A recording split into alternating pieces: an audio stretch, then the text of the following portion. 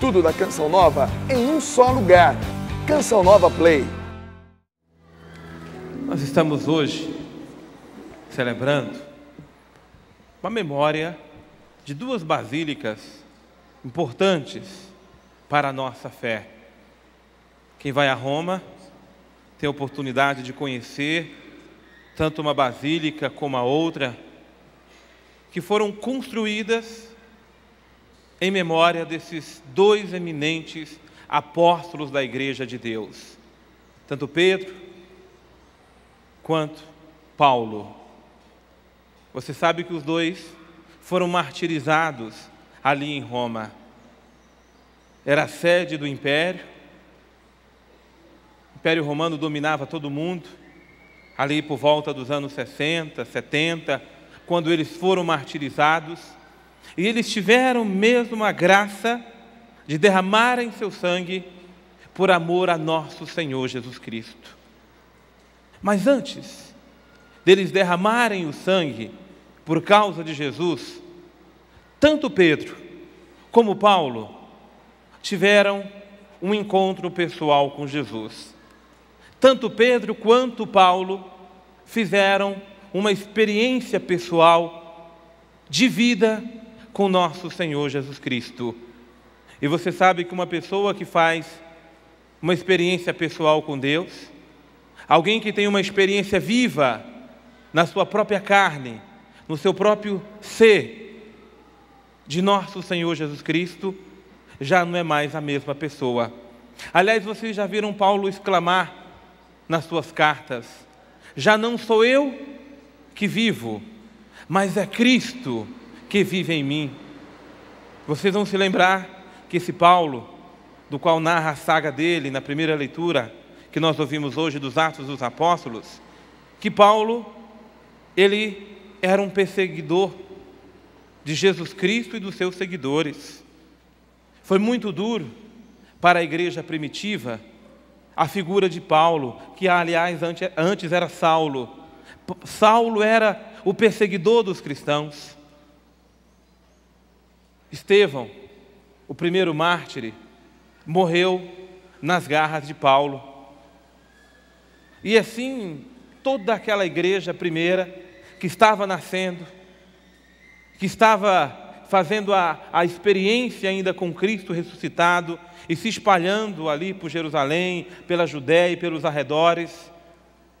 Mas aquela igreja tinha medo de um fariseu, um representante firme desse grupo judaico chamado os fariseus, de grande formação doutrinária, formado na escola de Gamaliel, que era Saulo, um homem audacioso, corajoso, mas ao mesmo tempo um verdadeiro inimigo feroz da fé cristã.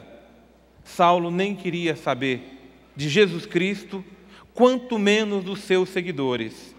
Paulo os queria ver longe e, se possível, tirar a vida de quem continuasse a pregar nesse nome. Quantas ameaças Saulo fez à igreja de Deus! Quantas ameaças! Quando a gente pensava que ele seria capaz de destruir a igreja de Deus, foi que Deus o alcançou. Foi que o Espírito de Deus foi na alçada de Paulo. E como diz a tradição popular, não é assim que narra os Atos dos Apóstolos, diz que Paulo caiu do cavalo. É uma expressão muito usual entre nós, para querer dizer que alguém que tem determinados objetivos e quer alcançá-los, quando acontece ao contrário, o que acontece é que você cai do cavalo. E foi o que aconteceu com Saulo. Ele caiu mesmo. Ele caiu nas garras de Jesus. Saulo, por que me persegues? Se tornou cego, gente. Não podia nem enxergar direito. Mas naquela cegueira, em meio àquilo tudo, ele ainda teve uma visão de poder entender que era o próprio Jesus que ele perseguia. Voltou-se do objetivo que ele tinha, que era perseguir a igreja de Cristo, foi ao encontro de Ananias E aí ele foi batizado. Sendo batizado, ele teve uma experiência pessoal com Jesus Cristo, na leitura, na releitura da própria palavra de Deus, e tendo essa experiência pessoal, a partir da própria palavra com Jesus Cristo, o coração de Saulo foi transformado. O coração de Saulo foi mudado por Deus. Foi um verdadeiro milagre aquilo que Deus realizou no coração de Saulo. Você sabe que foi. Eu estou lhe expondo quem era Saulo. Ele era um perseguidor. Ele estava a caminho para destruir as igrejas fundadas pelos apóstolos que conheceram primeiro Jesus. Mas no dia que Deus alcançou Saulo, ele não foi mais o mesmo. Até o nome dele mudou. De Saulo, de Tarso, ele passou a ser Paulo, apóstolo de nosso Senhor Jesus Cristo. Gente, e a loucura maior é saber que Paulo nem pertenceu a esse grupo que conviveu primeiro com Jesus, como foi Pedro, como foi Tiago, como foi João, como foi os outros apóstolos. Paulo foi um abortivo que chegou depois, mas se tornou, pela audácia e pela intimidade com o Espírito de Deus, o maior dos apóstolos, maior pela coragem, maior pela audácia, maior pela abertura do seu próprio coração para ser instrumento de Deus. Então deixa eu dizer agora uma coisa a você. Não pense que existe gente perdida para Deus. Não pense. Não pense que porque o seu marido não é de Deus. Não pense porque o seu irmão não é de Deus. Não pense que porque os da sua casa não são de Deus, que eles não têm mais jeito. Não caia nessa ilusão não, nem nesse desespero, quanto mais nesse desânimo. Porque se a igreja primitiva tivesse desanimado e não tivesse acreditado que o Espírito Santo podia alçar Paulo, como alçou, Saulo, e depois se transformou em Paulo, se a igreja primitiva não tivesse acreditado, nós não teríamos este apóstolo tão eminente como nós o temos. Sabe, teve gente que duvidou. Quando Paulo se converteu, gente, foi muito difícil. Teve muitos dos apóstolos, dos companheiros primeiros de Jesus Cristo, que não aceitaram, não. Tinha uma ojeriza, uma rejeição à pessoa de Paulo, por tantas maldades que Paulo já tinha feito. Era difícil acreditar que aquele homem agora era um cristão, era também um seguidor de Jesus. Mas olha, não foi os apóstolos que conquistaram Paulo, foi o próprio Jesus que o conquistou. Deixa eu dizer, é Jesus também que vai conquistar os seus. É Jesus também que vai conquistar os da sua casa. É Jesus também que vai converter aqueles que entre os seus hoje perseguem a igreja de Deus, persegue a igreja de Jesus Cristo, persegue você porque você é da igreja. Não se preocupe não, porque na igreja já teve outros Saulos que foram assim também, mas por causa da oração, por causa da firmeza, por causa do testemunho, por causa do exemplo de vida, mas principalmente pela ação do Espírito Santo, esses homens depois se converteram e se tornaram apóstolos melhores do que aqueles que eram convertidos desde o seio da sua mãe. Você sabe, a igreja tem uma multidão, uma lista enorme para mostrar para você, a começar do próprio Saulo. Depois você vai ver a história de Agostinho, depois você vai ver a história de Francisco de Assis, depois você vai ver a história de Inácio de Loyola, e tantos outros que não eram do número dos seguidores de Jesus Cristo, e eram até perseguidores, eram até contrários à doutrina de Jesus, mas foram alcançados pela graça do Evangelho. Eu queria que você dissesse aquilo que o anjo disse a Nossa Senhora, porque nada é impossível para Deus. Diga comigo, nada é impossível para Deus. Nada é impossível para Deus. O seu marido é difícil? Ele pode ser muito difícil, mas nada é impossível para Deus. Aquele homem é muito difícil, ele é um bandido, ele é um assassino, ele é um ladrão, mas tem jeito para ele? Tem. Por quê? Nada é impossível para Deus. Nada. Nada é impossível para Deus. Eu queria que essa fé estivesse hoje guardada, selada, marcada aí no seu coração, para que quando você olhasse para Saulo, quando você olhasse para Paulo, você fosse movido por essa fé e por esse entusiasmo. O nosso problema é que nós somos muitas vezes como Pedro antes de se converter, porque não pensem vocês que Pedro, mesmo sendo seguidor de nosso Senhor Jesus Cristo, Pedro fosse um homem totalmente convertido. Vocês viram, o próprio Evangelho de hoje nos mostra que não era bem assim. Era um homem medroso, era um homem que tinha medo, até achou que era fantasma, mesmo estando no mesmo barco de Jesus, mesmo estando sempre na companhia de Jesus, Pedro era um homem medroso, era um homem de muito medo. E não foi só essa vez que Pedro teve medo, não. Você vai se lembrar que na hora em que Jesus mais precisou de Pedro, Pedro negou Jesus 3 vezes. Eu não conheço esse homem, eu não sei quem é, eu não o conheço. Não, eu não andava com ele. Porque Pedro tinha medo. Porque Pedro tinha medo. Gente, pessoas que não têm experiência de Deus são pessoas de fato medrosas. Tem medo de tudo, até de Deus. Porque o medo é uma insegurança. Medo é a manifestação da falta de fé. Medo é a manifestação da nossa incredulidade. Vocês viram Jesus hoje chamando Pedro de homem de pouca fé. E com pouca fé ninguém pode servir a Deus. Com pouca fé ninguém pode agradar a Deus. Com pouca fé você não vai converter ninguém. Nem você mesmo não vai se converter, não é? Com essa fé que está quase minando, quase desanimando, quase te jogando por terra. Me desculpe, mas nós precisamos sermos homens e mulheres audaciosos na fé. Nós precisamos receber um batismo de fé. Nós precisamos ser revestidos por essa fé apostólica, que uma vez Paulo foi, depois Pedro também o foi, e fizeram desses homens colunas da igreja.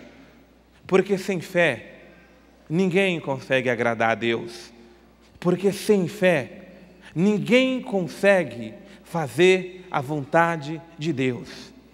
Se nós, o nosso trabalho, a nossa evangelização não consegue converter nem a mim mesmo, você não consegue converter nem você mesmo, porque aliás ninguém converte ninguém. Quem converte alguém é Deus. Quem converte alguém é Deus. Você pode passar o dia inteiro pregando aqui, sabe, em cima do rincão, fazendo aqui o que você quiser, mas você não vai converter ninguém sem a graça de Deus. Mas a graça de Deus não vai sair de um coração que não tem fé. Você pode falar bonito, você pode fazer até milagres, mas converter você não vai, se não for pela graça de Deus. E a graça de Deus, gente, ela passa através da fé. Vocês vão ver Jesus outra vez no Evangelho nos ensinar que quem tem fé, do tamanho de um grão de mostarda, e você já sabe que um grão de mostarda é uma coisa muito pequena. Se a mostarda já é pequena, o grão de mostarda quase que não dá nem para ver. Meus irmãos, se nós tivermos pelo menos o tamanho de um grão de mostarda e dizermos esse monte, transpõe para lá, aquele monte vai se transpor, ele vai mudar. Se nós dissermos, vai para lá, ele não é palavras minhas de Padre Roger, não, são palavras de nosso Senhor Jesus Cristo. É Ele que nos ensina assim. Se nós tivermos uma fé assim, é assim que as coisas irão acontecer. Mas você já viu qual é o tamanho da nossa fé.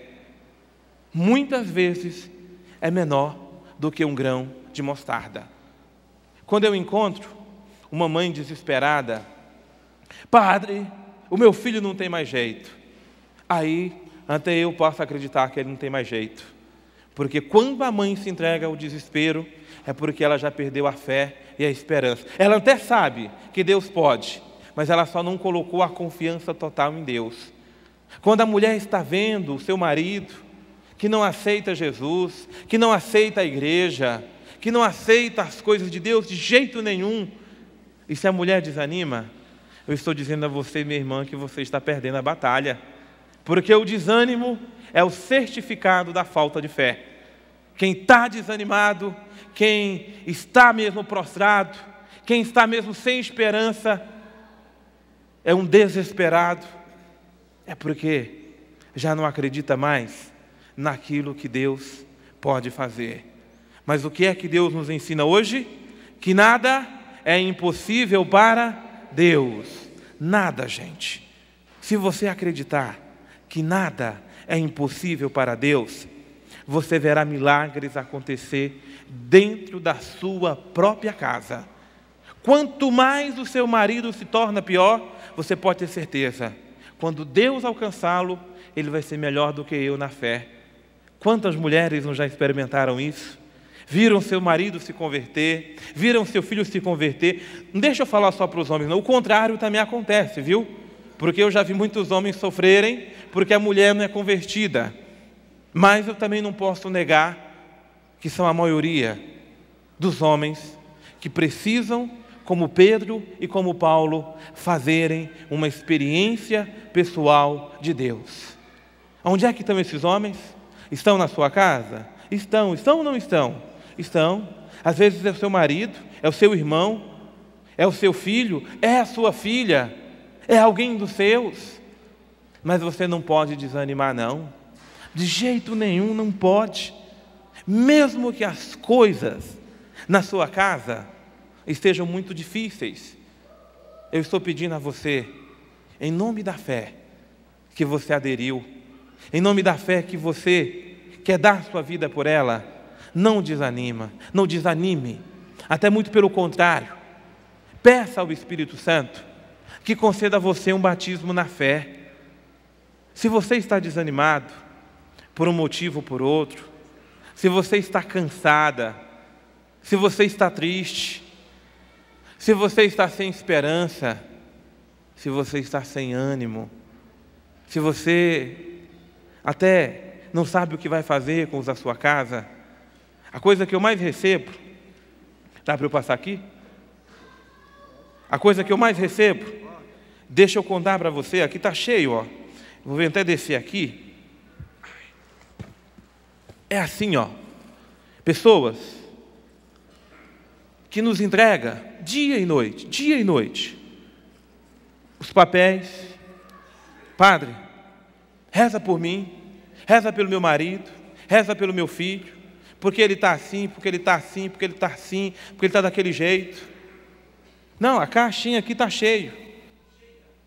E se você vai pegar essa caixinha aqui agora para abrir, 99,9% são o nome das pessoas que você quer que mude de vida, você quer que se converta. Aí eu queria que você acreditasse que eu, Padre Roger, eu não posso converter seu marido, não. Eu, Padre Roger, não posso converter seu filho também, não. Eu, Padre Roger, não posso converter sua casa, não. Mas o Jesus que converteu Pedro, que converteu Paulo e que está convertendo você, ele pode converter os da sua casa também. Ele pode. Por quê? Nada é impossível para Deus. Nada é impossível para Deus. Quando você estiver desanimado, reze o texto bizantino lá, como o Padre Marcelo reza, como outros rezam. Você pode pegar as contas do texto e dizer, olha, o nome do seu marido. Nada é impossível para Deus. Nada. O meu marido não é impossível para Deus. O meu filho não é impossível para Deus. A minha esposa, ela não é impossível para Deus. O meu sogro, a minha sogra, o meu vizinho. Sabe, gente, eu acredito muito nas pessoas, muito mesmo. Só que nem depois que morreu, eu não sei. Vai ser a misericórdia de Deus. Porque se Deus deu uma chance a mim, vocês imaginam que todos os meus amigos da minha infância, eu fui criado no meio da rua. Vocês tiveram um pouco de oportunidade de conhecer minha história. Eu não fui criado dentro de casa, com a minha mãe todo dia me dando atenção. Eu fui criado quase como um menino de rua, vendendo jornal, trabalhando para sobreviver. E tudo quanto é malandragem que existe nesse mundo, eu estava ali no meio. E muitos dos meus amigos de infância se tornaram malandros, bandidos, que conviveram, que brincaram, que cresceram junto comigo. Muitos deles se perderam mesmo. E eram amigos que nós íamos juntos até para a igreja, depois íamos para o baile, para a festa. Muitos deles se perderam. A minha mãe não queria que eu me perdesse. Mas você acha que a minha mãe tinha forças para segurar um negão desse dentro de casa? Não tinha. Primeiro que a minha mãe não ficava em casa. A minha mãe tinha que trabalhar muito, trabalhar suado. Mal minha mãe dava conta de colocar o arroz e o feijão dentro de casa, mas ela colocava. Mas a minha mãe sabia que se ela não podia me segurar, Deus podia. E é por isso que a minha mãe, todos os dias, até hoje, ela está lá com o seu texto na mão. Porque se a minha mãe não tem forças físicas para me segurar pela mão, para eu não ir para o mau caminho, ela sabia que o rosário, que o terço, tinha muito mais força do que todas as forças humanas que ela podia ter. Então a minha mãe me segurou pelo terço, a minha mãe me segurou pela oração, a minha mãe segurou-me pela palavra de Deus. Não foram as palavras humanas da minha mãe, foram as convicções de fé nesse Deus, do qual nada é impossível para Ele, que a minha mãe colocou a sua esperança. Então, se hoje eu estou aqui, em cima deste altar, pregando para Deus, eu podia estar também numa boca de fumo, eu podia estar também fazendo outras coisas aí fora, podia. Eu tive a condição de ser como qualquer um dos mortais, como sou. Mas a graça de Deus me alcançou pelo poder da oração da minha mãe, que dia e noite rezou para Deus cuidar de mim. Mas ela não rezou de qualquer jeito. Como é que a minha mãe rezou? Ela rezou com muita fé. A minha mãe rezou com muita fé. E até hoje ela reza com muita fé. Como é que você tem rezado? Como é que você tem pedido as suas coisas para Deus? Como é que você tem acreditado que Deus pode fazer as coisas pelos seus, pelos da sua casa e pelos da sua família? Eu comecei falando de Paulo, mas deixa eu continuar falando de Pedro também, porque os dois são as duas colunas mesmo da igreja.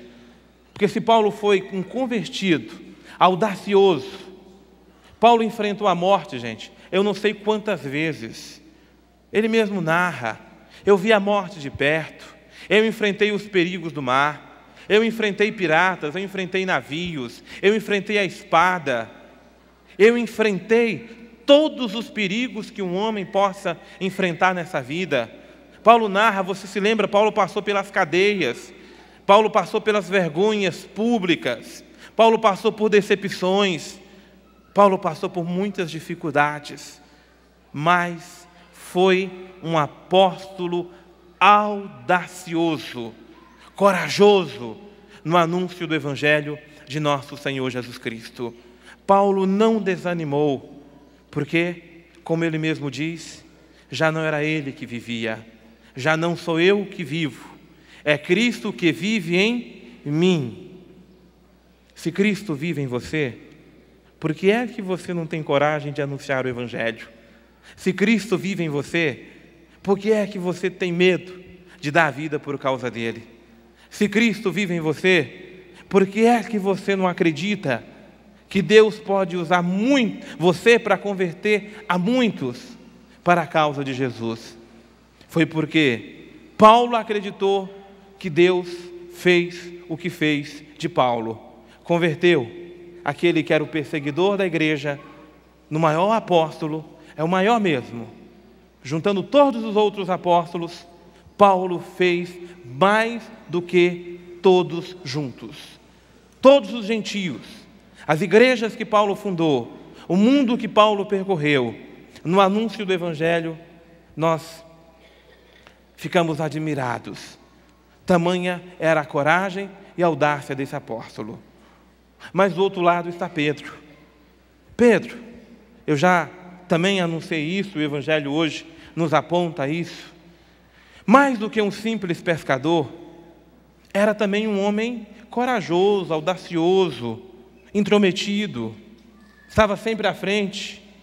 Todas as vezes que Jesus perguntava uma coisa aos seus apóstolos, você vai se lembrar que Pedro era sempre o primeiro a responder.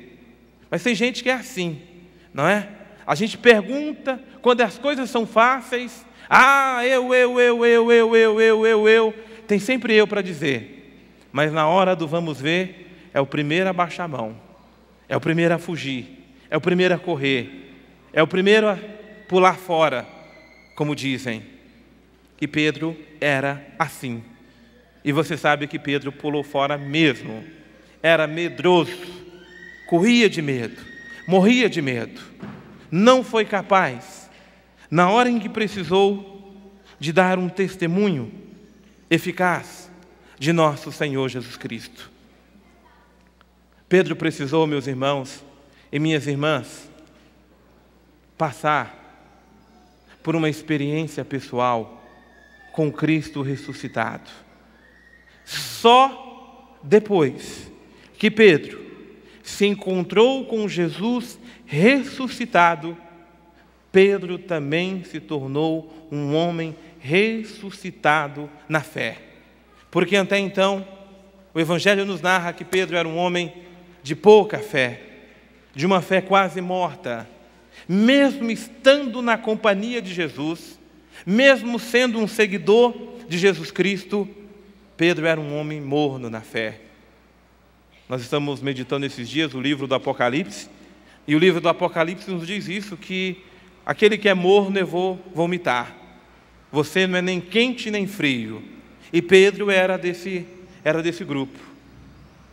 Frio ele não era, porque na companhia de Jesus ele estava sempre. Estava ali e perguntou, opa! Pedro levantava a mão. Então frio? Pedro não era, de jeito nenhum. Ele estava atrás de Jesus, ele deixou suas redes e foi atrás de Jesus, se tornou um seguidor. Então não é alguém que está totalmente indiferente com a fé. Porque tem gente que está mesmo frio, é uma geladeira. Pergunta assim, qual foi a última vez que você foi na igreja? Ele nem se lembra, né? Última vez que você recebeu a comunhão, a pessoa não sabe. Qual foi a última vez que você se confessou? Ai, padre, faz tanto tempo que eu nem me lembro. Nem sabe se confessou um dia, né? Tão frio que a pessoa se encontra na fé. Pedro não era desse time, não. Frio, Pedro não era. Pode ser que você também não seja, não é? Eu acho que só o fato de você estar aqui hoje, na Canção Nova, só o fato de você estar ligado aqui agora, uma hora dessa, para estar assistindo ou nos vendo, ou nos ouvindo, melhor, eu creio que você não seja alguém frio na fé, alguém que seja totalmente esmorecido. Você acredita, nem que seja um pouquinho, mas eu creio que você acredita. Mas só que do outro lado, gente, Pedro também não era um homem quente na fé, não. Ah, não era mesmo. Você viu que era um covarde, era um medroso, era um homem que acreditava, mas na hora que a fé era para vir em xeque, aí Pedro desmoronava. Estava caminhando ali, você viu, em meio às ondas, e ele duvidou, ele teve medo, ele deve ter amarelado, avermelhado, roxado, todo jeito ficou. Você imagina como é que fica uma pessoa medrosa? Você já passou por tantas situações de medo, você sabe o que é ter medo. Então, uma pessoa que tem medo, uma pessoa que está desanimada, mesmo indo na igreja todos os dias, uma pessoa assim, quente na fé, ela também não é. Mas ele é um morno. Pedro era um morno. E até muito morno. Não sabia se podia contar com Pedro, ou não, ou se podia, ou se não podia. Pelo menos na hora em que Jesus mais precisou dele, não pôde contar. Eu penso que esta é a situação de muitos de nós, que somos até da igreja, que somos até seguidores de nosso Senhor Jesus Cristo. Esta é a situação de muitos até que recebem a comunhão, se não for todos os dias, é pelo menos todos os domingos. E aí, minha irmã, como é que está a sua fé? Mais ou menos, né? Estou com umas dificuldades que todo mundo tem. Mas você acha que seus problemas são os maiores do mundo, não é? E aí, a sua fé está uma fé morna, quase fria, por causa que seus problemas falam mais alto para você. Essa é a situação de muitos, acomodados na fé, relaxados na fé. Essa é a situação de muitos e muitos que não têm o tempo que o seu coração precisa para as coisas de Deus. Você está morno na sua fé. E você precisa fazer a experiência que Pedro fez.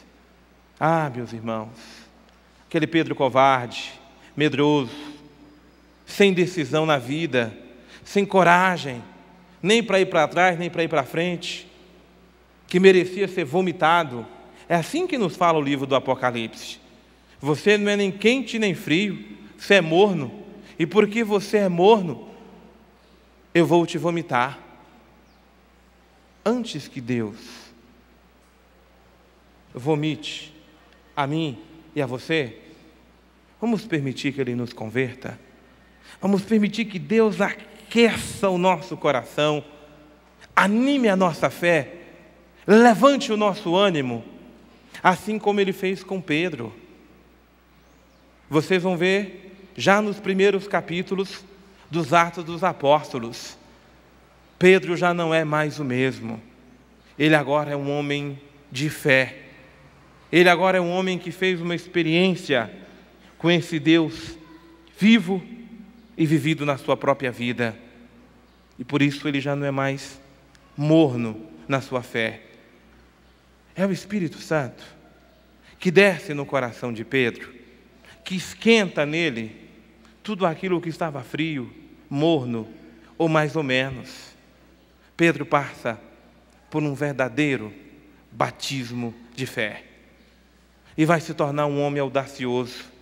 E vai se tornar um homem corajoso. Primeiro no governo da própria igreja, seja ali de Jerusalém, mas depois de toda a igreja como um todo, como príncipe, como o primeiro dos apóstolos, sobre a qual Jesus Cristo, vocês imaginam a quem Jesus foi confiar a sua igreja? A um homem que era fraco na fé. Mas uma vez convertido, como diz Jesus, ele foi confirmar seus irmãos. E depois de Pedro realmente convertido, ele foi confirmar os seus irmãos. Quanto tempo você anda na companhia de Jesus? Há quanto tempo você anda na igreja?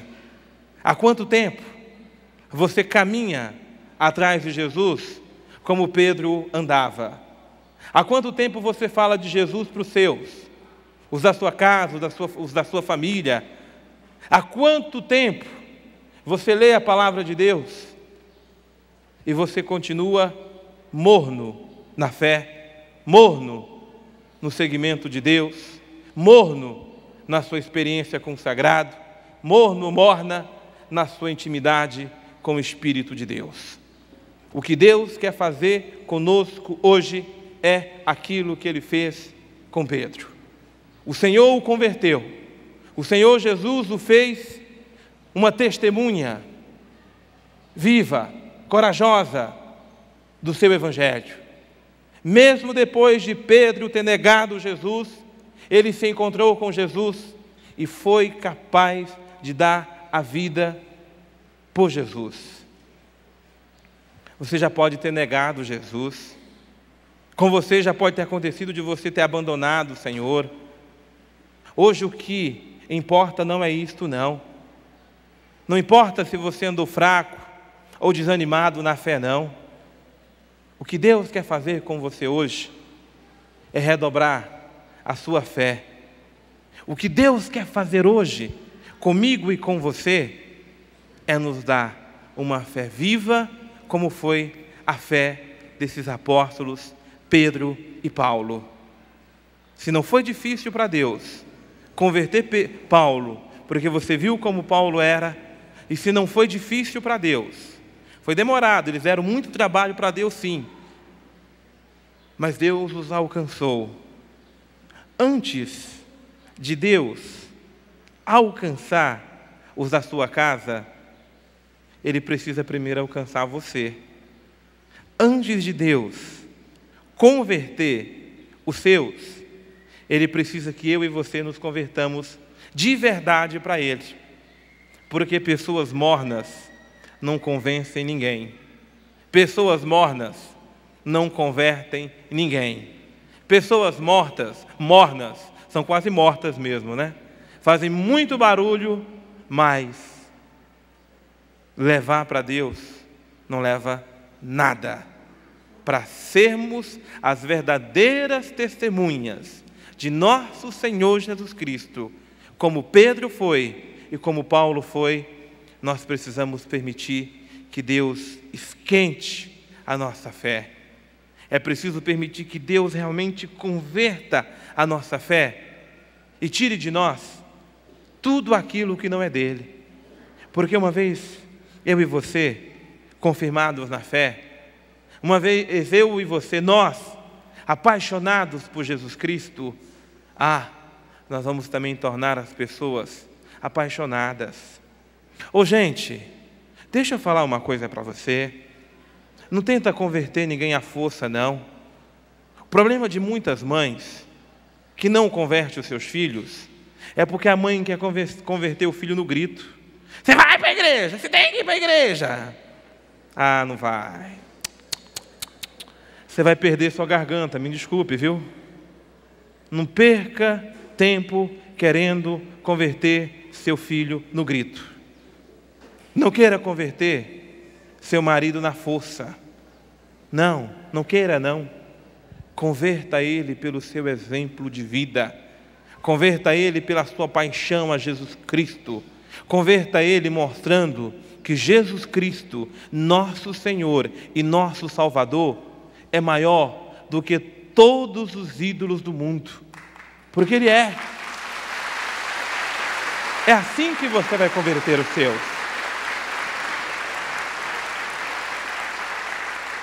Não é pela força, não. É pela ação do Espírito que nós iremos atingir os nossos. Gente, Paulo poderia ter feito muitas viagens de negócios ao redor do mundo e não ter feito nada por Deus. Mas porque Paulo era um convertido e um homem cheio do Espírito Santo, ele fundou todas as igrejas que nós sabemos que Paulo fundou. Porque Paulo era um homem cheio do Espírito Santo. Aliás, a gente pega os Atos dos Apóstolos e a gente fica até estremecido, né? Porque você vê Paulo falando, olha, nós e o Espírito Santo decidimos que deveríamos ir para a igreja tal. Você decide as coisas e o pobre do Espírito fica lá embaixo. né? Quantas vezes as suas decisões, as suas convicções foram tomadas na força e no poder do Espírito.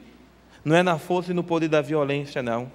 Porque a força e a violência podem fazer muitas coisas bonitas, mas eficazes só se faz no poder do Espírito. Somente no poder do Espírito. Não perca tempo, tem muita gente sofrendo com dor de cabeça, tem muita gente sofrendo com depressão, tem muita gente sofrendo com tremedeira nas pernas, porque trabalha para mudar a sua casa e não muda. Não perca energia com isso não. A energia que você perde desgastando-se com isso, perca para se encher do Espírito. Perca para você mesmo se converter, para você mesmo se encher de Deus. Um homem cheio de Deus faz milagres. Vocês viram os milagres que Deus realizou por Pedro e por Paulo. Mas primeiro, porque Pedro foi um milagre e porque Paulo foi um milagre nas mãos de Deus. E depois eles foram milagres para muitos. Então deixa Deus fazer um milagre na sua vida. Tem pessoas que ficam admiradas, não é? E com todo respeito, eu acho muito bonito. Eu sei que Deus faz, mas para mim não significa quase nada. Porque pessoas ficam admiradas quando vem, por exemplo, um deficiente físico começar a andar. Ele se voltou a andar. E o cego enxergava. Um cego não enxergava, agora está enxergando. Sabe?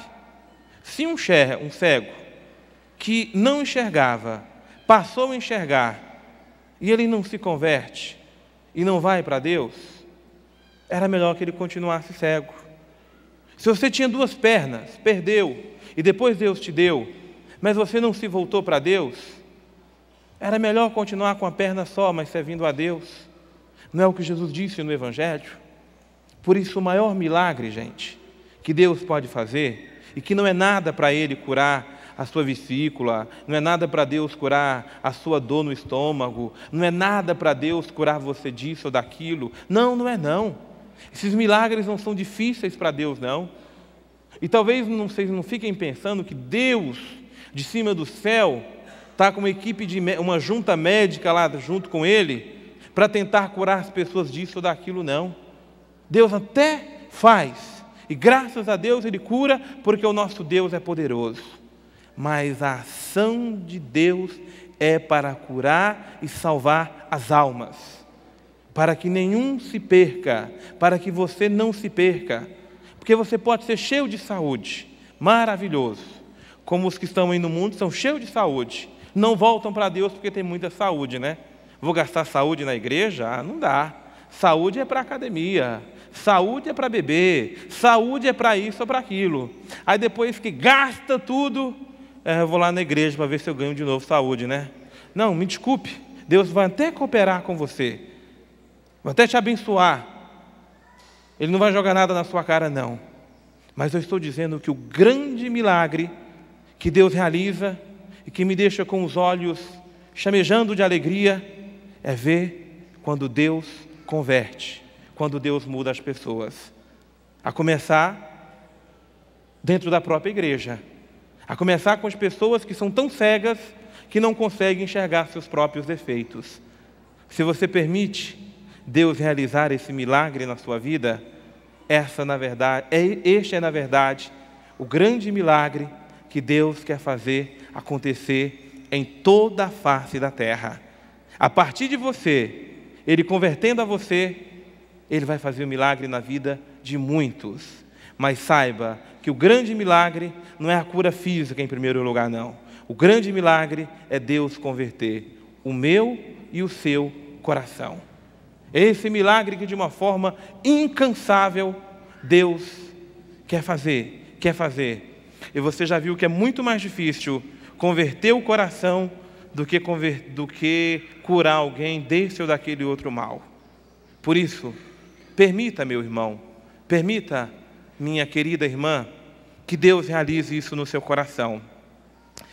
Eu não posso também deixar de dizer que com muita alegria nós iniciamos hoje a nossa novena a Nossa Senhora das Graças. Porque foi ali, quase na metade do século XIX, que Nossa Senhora apareceu a uma noviça da congregação das Vicentinas, não é? Das Irmãs da Caridade.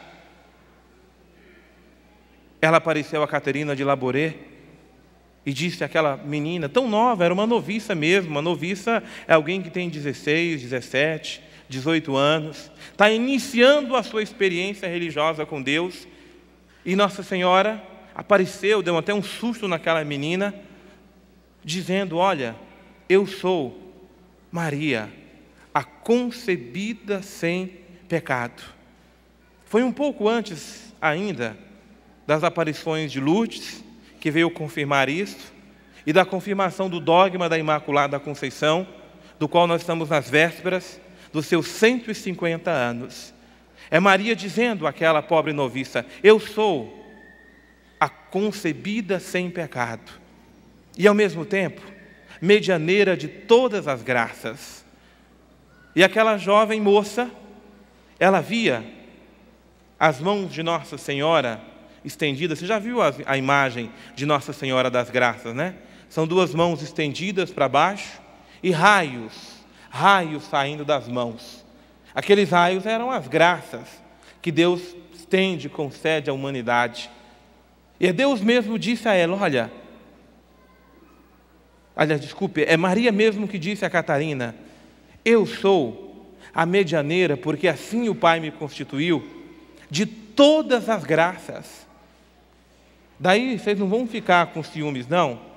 Se você fizer a sua novena para Santo Antônio, para São Pedro, para São Paulo, para São Sebastião, para o santo que você quiser, mas a graça que você vai receber é com o auxílio desse santo, mas com o carimbo de Nossa Senhora, porque foi Deus mesmo que a constituiu medianeira de todas as graças. Ela é a tesoureira desse cofre do céu. Todas as graças que emanam de lá vêm pelas mãos da Virgem Mãe. Mas ela mesmo disse que muitos raios saíam das suas mãos, eram as graças que os seus filhos estavam pedindo e alcançando. Mas tinha muitos raios, você já viu na imagem que tem assim, que tem muitos raios que estão pela metade. Eles nem saem, eles ficam na metade, fica uma pontinha. É as graças que tem, mas não chegam à terra. Nossa Senhora tem tanta graça para conceder, mas muitas graças ficam paradas, porque muitos filhos não recorrem a ela. O céu não segura graça nenhuma. O problema é que muitos filhos não recorrem e muitos recorrem, mas sem fé. Eu já expliquei a você que sem fé ninguém agrada a Deus. Sem fé ninguém alcança nada de Deus. Por isso, como Pedro, por isso, como Paulo, por isso, como a Virgem Maria, nós queremos hoje recorrer a Deus para que venha em nosso socorro, para que todas as graças que Deus tem do alto do céu para nos conceder, Ele possa de fato nos dar pela intercessão de Maria, ela que é a medianeira de todas as graças. Nós estamos hoje iniciando essa novena, nós iremos rezar no final da missa e você vai poder acompanhar conosco essa novena milagrosa, poderosa, porque depois a própria Virgem Maria pediu que se cunhasse uma medalha, e todo aquele que usasse essa medalha seria um sinal da sua proteção. E você vê que a medalha que foi cunhada por Catarina, eu estou vendo alguém usando ali, outro usa também, a medalha milagrosa de Nossa Senhora, lá está escrito, ó Maria concebida sem pecado, rogai por nós que recorremos a vós. É ela mesmo que está dizendo que vai recorrer e que vai pedir por nós. Eu sei que você tem muitas graças para pedir a Deus. Tem ou não tem? Vamos pedir aquela primeira? Qual é o primeiro milagre? Que eu me converta. Aliás, eu não vou me converter. Quem é que me converte? Deus. Então que Deus me converta. Qual é o primeiro milagre que eu vou pedir hoje para Deus? Que Deus me converta. Que Deus me converta. E depois que Deus me... Olha, eu falei dela, ela chegou, tá vendo? E depois que Deus me converter, eu vou pedir para Deus converter os meus. Essa é a graça. E eu tenho certeza que Deus não vai negar isso para você, não. De jeito nenhum, de forma nenhuma, essa graça Deus não vai negar para você, não.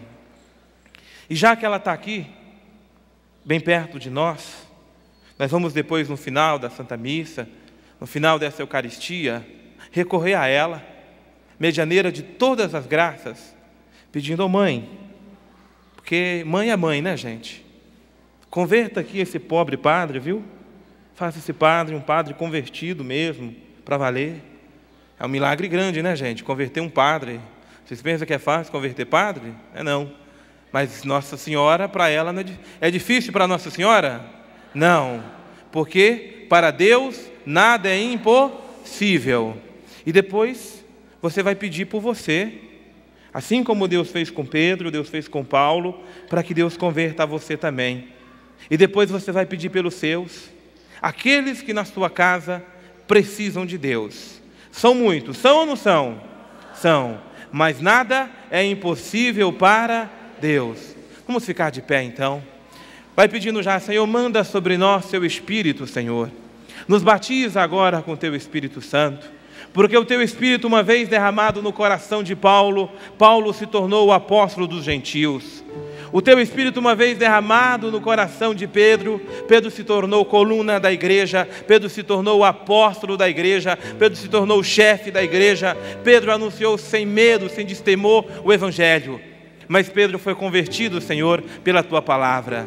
Levante suas mãos para o alto e peça: vem, Espírito de Deus, Espírito que foi derramado sobre Pedro, Espírito que foi derramado sobre Paulo, Espírito, Tu que és o esposo da Virgem Maria, Tu a fez a cheia de graça, medianeira de todas as graças, derrama sobre mim também essa graça da conversão. Derrama também sobre mim essa graça da mudança de vida. Derrama sobre mim também essa graça, Espírito de Deus, para que eu seja santo, para que eu seja realmente um convertido, porque o Senhor converte, o Senhor muda. Este milagre não é impossível para Ti. Vem, Espírito de Deus, vem sobre o meu coração, vem sobre o meu ser, vem sobre mim, sobre toda a minha vida, porque eu quero fazer a vontade do Pai. Eu sou muito morno na fé, Senhor. Eu estou confessando que eu sou morno na fé. E porque eu sou morno, eu preciso que o Senhor aqueça, que o Senhor me esquente, que o Senhor tire de mim tudo aquilo que está frio, que está gelado, que está mais ou menos, para que eu seja pleno, para que eu seja realmente todo seu, Senhor, um verdadeiro convertido. Vem, Espírito de Deus, vem sobre mim, vem sobre o meu coração, vem me converter, vem me dar convicções profundas da Tua palavra. Vem, ó água viva, ó água pura, fecundar meu coração. Vem, ó água viva, ó água pura, fecundar meu coração. Você canta: vem, ó água viva. Vem, ó água viva, ó água pura,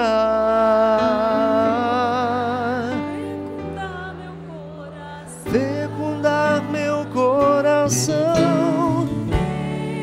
Vem, ó água pura, transformar meu coração. Batiza-me, Senhor, no Teu Espírito.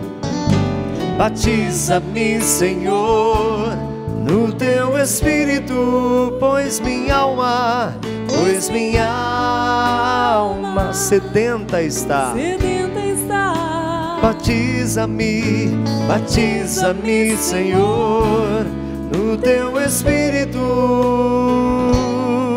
pois minha alma sedenta está. Vem, água viva, vem, vem,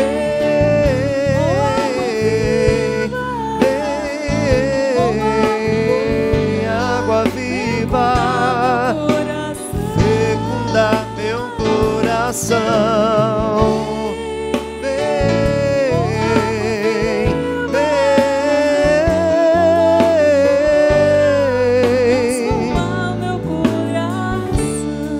Cura-me, Senhor, no teu espírito. Cura-me, Senhor, no teu espírito,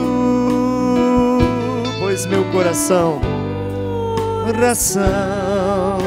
ferido está. Cura-me, cura-me, Senhor, no teu espírito, pois meu coração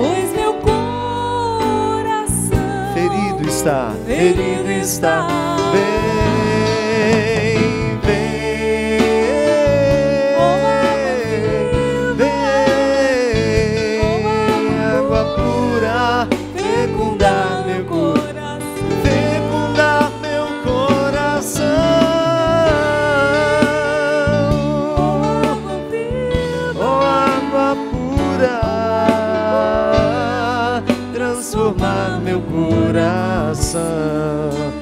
Põe a mão no seu coração. Vai pedindo ao Senhor mesmo que venha curar. E agora o Senhor cura cada um de nós de toda a situação mal resolvida dentro da igreja, todas as decepções que você teve com algum padre. O Senhor cura todas as situações que você teve como decepção dentro da igreja, com pessoas de frente, que estavam à sua frente, e que você pensava diferente, que dava até mais testemunho, que era uma testemunha de Jesus. Deus vem te curando agora, dando a você a restauração, restaurando o seu coração, que ferido estava dessas situações dentro da igreja, onde você menos esperava que ia ter decepções. Aproveitando nesse dia, que é o dia em que nós comemoramos a Basílica, em que nós colocamos São Pedro e São Paulo agora como intercessores nossos, pedindo ao Senhor que ouça a intercessão desses santos, que venha em auxílio a cada um de nós, para que cada vez mais estejamos firmes em Jesus Cristo, nessa instituição, na Igreja Católica Apostólica Romana, olhando sim os bons testemunhos. Cura, Senhor, cura-me, Senhor, no teu espírito, cura os corações, pois meu coração ferido está. Cura-me, cura-me, Senhor, no teu espírito, pois meu coração ferido está. Vem, vem água viva, vem, ó água pura, transformar meu coração, transformar meu coração. Vem, ó água pura, transformar meu coração. Tudo da Canção Nova em um só lugar. Canção Nova Play.